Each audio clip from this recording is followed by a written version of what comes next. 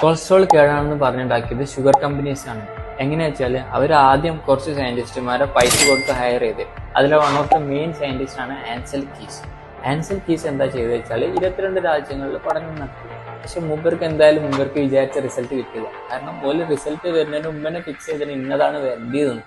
അപ്പോൾ ഓർക്ക് cholesterol healthy ആണെന്ന് ആക്കിയത്, അതേപോലെ സാച്ചുറേറ്റഡ് ഫാറ്റ് കഴിക്കണതിന് കുഴപ്പമില്ലാന്ന് ഓർക്ക് കിട്ടി. പക്ഷെ ഓർക്ക് ഇഷ്ടപ്പെട്ട 7 രാജ്യങ്ങൾ തിരഞ്ഞെടുത്ത്, അതായത് ചെറി പിക്കിങ് ചെയ്യാന്ന് പറയും. ആ 7 രാജ്യങ്ങൾ തിരഞ്ഞെടുത്തിട്ട് അവർ പറഞ്ഞു കൊളസ്ട്രോൾ അൺഹെൽത്തി ആണെന്ന്. ബാക്കിയുള്ള രാജ്യങ്ങളൊക്കെ ഓല് അവോയ്ഡ് ചെയ്ത്.